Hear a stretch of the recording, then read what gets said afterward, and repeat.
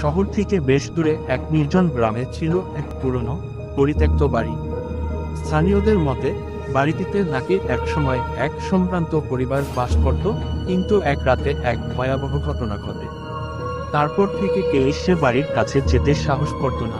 তন্ময় একজন ভ্রমণপ্রেমী এবং ইউটিউবার, ভূতের কাহিনী রেকর্ড করতে ভালোবাসে।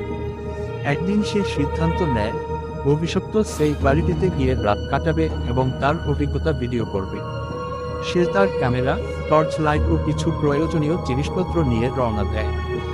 সন্ধ্যার দিকে সে বাড়ির সামনে এসে দাঁড়ায়।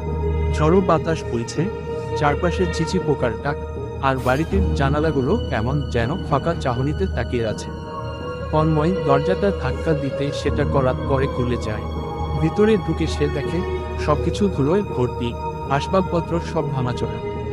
হঠাৎ করেই দরজাটা প্রচণ্ড শব্দ করে বন্ধ হয়ে যায়। সে কিছুটা ভয় পেলেও ক্যামেরা চালিয়ে রাখে। দেয়ালের দিকে তাকাতেই দেখে সেখানে এক মেয়ের বিবর্ণ ছবি ঝুলছে। ছবির চোখ দুটো যেন তন্ময়ের দিকে তাকিয়ে আছে। রাত বাড়তে থাকে। হঠাৎ করেই একটা গোল ব্রিজের মতো অনুভব হয়, যেন চারপাশের তাপমাত্রা কমে গেছে। ক্যামেরার পর্দায় হঠাৎ করেই কিছু গড়গড় শুরু হয়, ফিজ ফিজ শব্দ হয়, আর একটি অস্পষ্ট ছায়া ক্যামেরায় ধরা পড়ে। তন্ময় পেছনে ফিরে তাকায়, কিন্তু কাউকে দেখতে পায় না। সে ভয়ে পেতে শুরু করে, কিন্তু নিজের সাহস জড়ো করে এগিয়ে যায়। হঠাৎ পেছনে থেকে এক চাপা হাসির শব্দ আসে। সে দ্রুত পিছনে ঘুরে দেখে একটি শাড়ি পরা মেয়ের ছায়ামূর্তি দাঁড়িয়ে আছে। মেয়েটির চোখ দুটো একেবারে ফাঁকা, আর তার মুখে এক অদ্ভুত হাসি। তন্ময় আতঙ্কিত হয়ে দৌড় দেয়, কিন্তু হঠাৎ করেই পা পিছলে পড়ে যায়। মাথা ঘুরতে থাকে, আর একটা ফিসফিসানি শুনতে পায়, আমাকে বাঁচাও।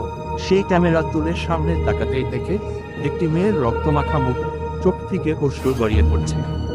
তারপরেই ভয়ঙ্কর সত্যটি প্রকাশ পায়।